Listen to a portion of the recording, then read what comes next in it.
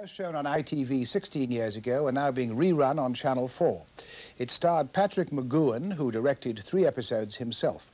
It's a story about a secret agent who is abducted and taken to a mysterious village where he becomes number 6 and is subjected to brainwashing. In last Monday's episode, number 6 stands for election as number 2 in the village hierarchy. I am not a number. I am a person. In some place, at some time, all of you held positions of a secret nature and had knowledge that was invaluable to an enemy. Like me, you are here to have that knowledge protected or extracted. That's the stuff to give them. Unlike me, many of you have accepted the situation of your imprisonment and will die here like rotten cabbages. Keep going, they'll love it. The rest of you have gone over to the side of our keepers. Which is which? How many of each? Who's standing beside you now? I intend to discover who are the prisoners and who the warders. I shall be running for office in this election. Good people, let us applaud a citizen of character. May the better man win, and a big hand for number 6.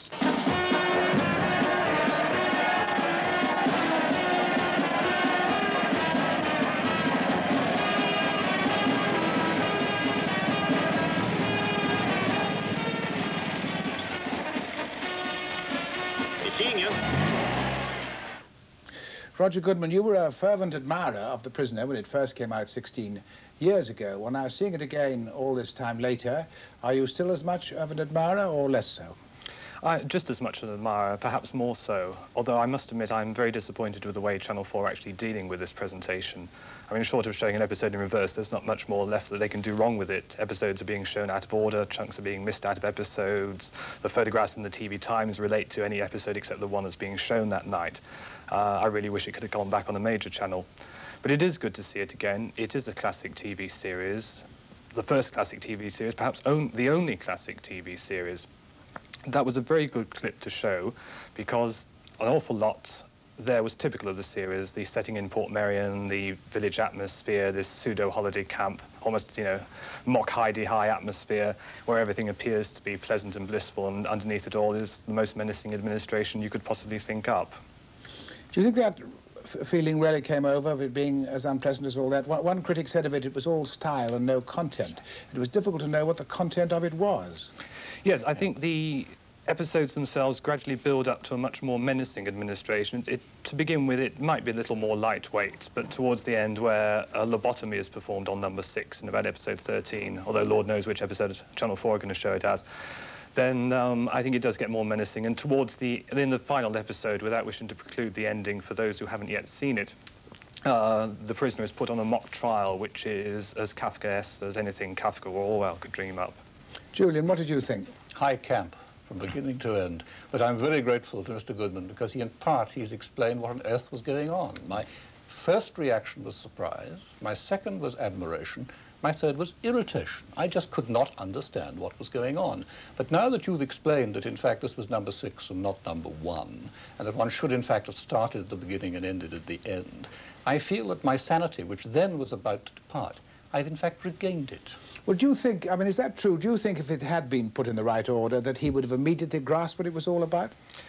I think it would be easier. Certainly, we've seen the 7th episode shown second, and the 7th one is where he makes some sort of escape from the village, and the tension of the previous 6, where he makes no escape at all, is built up into a great sense of enthusiasm for his possible release in the 7th episode. Showing it as second, no tension has been built up, and anyone who's perhaps heard a lot about The Prisoner but missed the first episode, coming to see episode 7 as episode 2 is going to be completely lost. Critchley, where were you in all this? It's lovely, very refreshing to hear an MP actually say that he didn't understand something. I thought that was fabulous. But the Prisoner, with due respect to yourself, it always reminded me of an adult comic, and always of contemporary art. I always visualise it the same thing, that we were in a studio and that people looking at it upside down and sort of sideways and making an awful lot of sense out of it. Well, in fact, if they were terribly, terribly honest, they would say on the spot what they say outside, I didn't understand a word of that, did you? And I think an awful lot of people do say that, and whether you mix them up, whether it be 6, 2 or 1, it seems to me it's like, you can do that with comics. And really, if you're going to make any sense out of it at all, that there isn't any sense to really be made out of the prisoner at all. How do you rate it as a vision of the future compared with, say, Old Men at the Zoo or 1984? I think it's a vision of the past. We've seen it all before. I think it's a vision of the present. I mean, it is almost legendary. It could be set as a Greek myth. It could be set sometime in the future. The images and the symbols, while some of them may be very 60s because of the time it was made, you know, are almost timeless.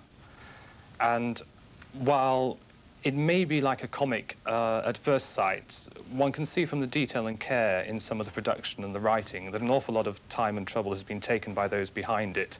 And if the average viewer doesn't get it first time, well, perhaps that is what it's about, that we should be looking for more responsible television and programmes which make us question what we're viewing, like The Prisoner. So what you're saying is we should give the same amount of time and trouble to understanding it as the people gave to making it. I would like to see that. What about that, Julian? Do you agree? Well, if Mr. Goodman will lead me by the hand, I'm willing to be educated. I have an open mind. It was the first time I'd ever seen one of this famous series. I never saw it originally in the 1960s.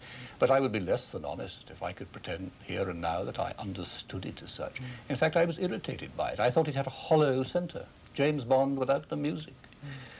There is indeed an education course in Canada, and some of the American campuses actually based on these series, a sort of sociological course. Julian Critchley will be the first applicant to join.